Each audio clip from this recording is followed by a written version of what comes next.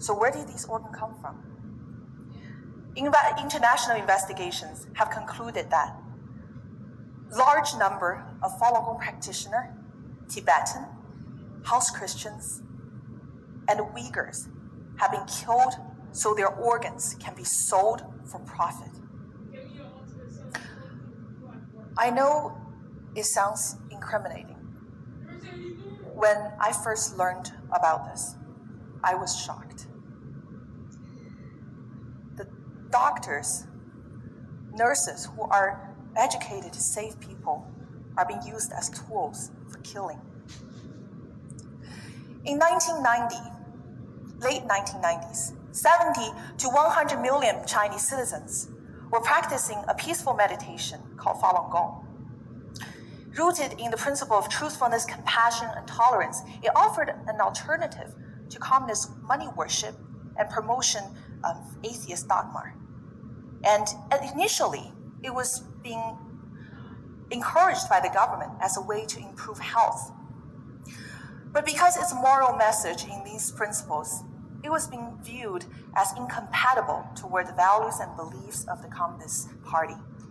What unfolded was the largest concerted action since the Maoist era by the Chinese security forces. In a recent report, Freedom House wrote that hundreds of thousands of Falun Gong practitioners have been imprisoned without trial, making them the largest group of prisoners of conscience in China, if not the world. In 2001, the party have officially sanctioned the use of torture to make these people renounce their beliefs, resulting in a huge number dying in custody or dying soon after their release. A whole publication industry have sprung up to spread anti-Falun Gong propagandas. The state-run media inundated the public with lies to dehumanize and humiliate Falun Gong practitioners.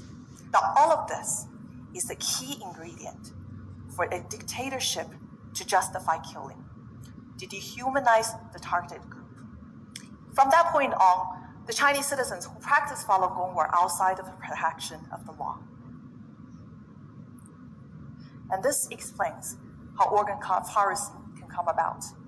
With potentially millions of practitioners incarcerated in the vast network of prison and labor camps in China, they became worth more dead than alive. They're blood typed, and once a blood match is made, they're simply being put under anesthesia and have their organs removed and their bodies burned after.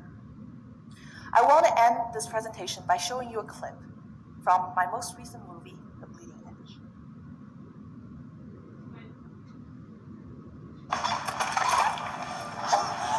停，他不行了。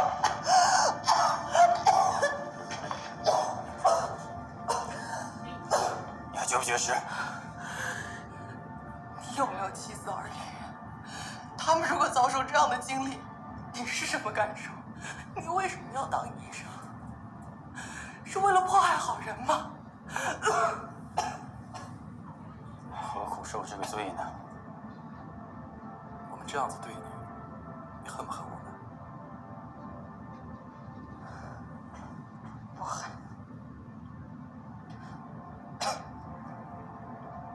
你们才是这场迫害真正的受害者。为了一份工作，做这种丧尽天良的事情。将来这场迫害的真相大白于天下的时候，你的孩子问你，迫害法轮功的时候你在做什么？你们怎么回答？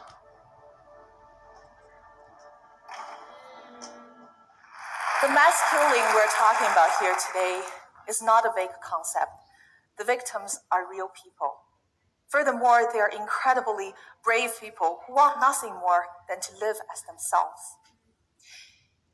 And because they are not willing to relinquish who they are being killed by their government on an industrial scale. And the government go to great extents, to great lengths to silence people like me from publicizing this crime. Just a few months ago when I was in DC for the Miss World final, I was prevented from speaking to the press for 2 weeks. For reference, almost the entire pageant was sponsored by Chinese companies. And a few weeks ago, when the Durham University invited me to participate in a debate with UK's former foreign minister, the Chinese embassy pressured the university to give up the event. But fortunately, the university did not give in. And that's why USM and Durham, universities like this that value free speech, is so crucially important. Governments and forces of intolerance may succeed in banning books, films, blocking websites, canceling events for a while, but they can never censor the human spirit. They can never censor the creativity, the imagination, the hope that's in all of us. And for you and me, who have a voice, we must use it. All of us can play our role in inspiring hope. As writers through your books, as actresses through our films, as beauty queens through our speeches.